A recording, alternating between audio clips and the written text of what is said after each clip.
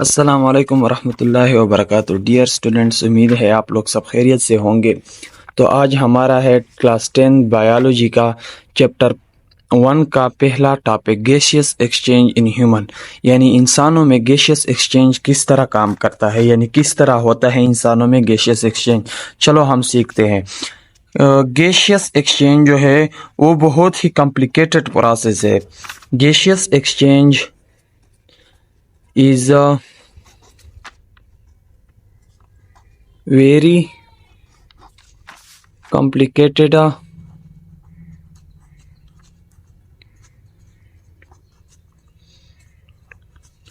Process है। Gaseous exchange जो है वो बहुत ही कॉम्प्लिकेटेड प्रोसेस है और ये दो ही तरीकों से हो सकता है। एक को कहते हैं इनहेलेशन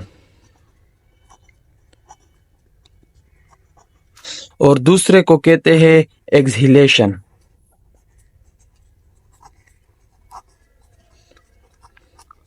इनहेलेशन का मतलब है intake of O2 from environment. Intake of O2 from environment.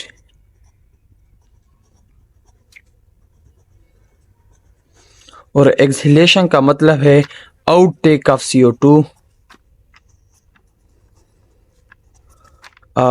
CO2 from the body।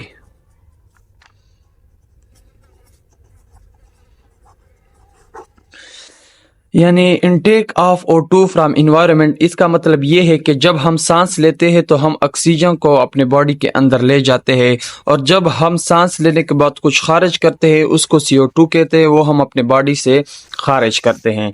इसका बाद जो हमारा टॉपिक है वो है respiratory system. Respiratory system.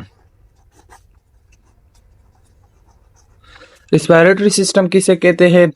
Respiratory system वो सिस्टम है जो गैसियस एक्सचेंज में और रिस्पायरेशन में रूल अदा करता है, उसको रिस्पायरेटरी सिस्टम कहते हैं। यानी the system which play rule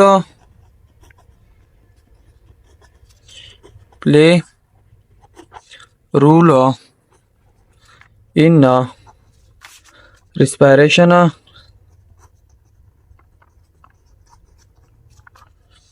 ration and gaseous exchange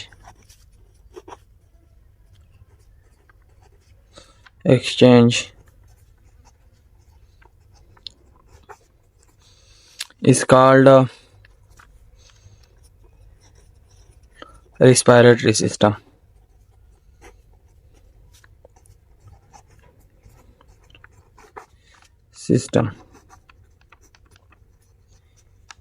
यानी वो सिस्टम जो रिस्पायरेशन और गैसियस एक्सचेंज में एक अहम रोल अदा करे उसको रिस्पायरेटरी सिस्टम कहते हैं। और रिस्पायरेटरी सिस्टम जो है कंसिस्ट ऑफ मेनी ऑर्गन्स है। Consist of many organ. Consist of many organ, ये कई ऑर्गन पर मुश्तमिल है। कंसिस्ट ऑफ मेनी ऑर्गन, ये बहुत ही ऑर्गन पर कंसिस्ट करता है। सबसे पहले इसका वो जो है ऑर्गन वो है नोज, फिर दूसरा है फेरिंक्स,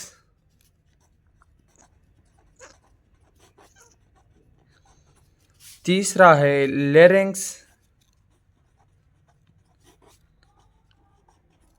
और चौथा है ट्रेकिया।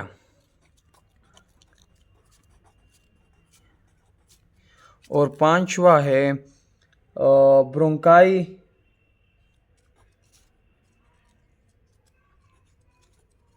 ब्रोंकाई और छठा है ब्रोंकियोल। सातवां है ब्रोंकियोल एल्विलाई। आठवां है लंग्स। ये था आज का हमारा टॉपिक। उम्मीद है आप सब लोगों को समझ आ गए होगा। इंशाल्लाह मिलते हैं आगे दूसरे टॉपिक में। तब तक के लिए अल्लाह हाफ़िज़, अपना ध्यान रखिए।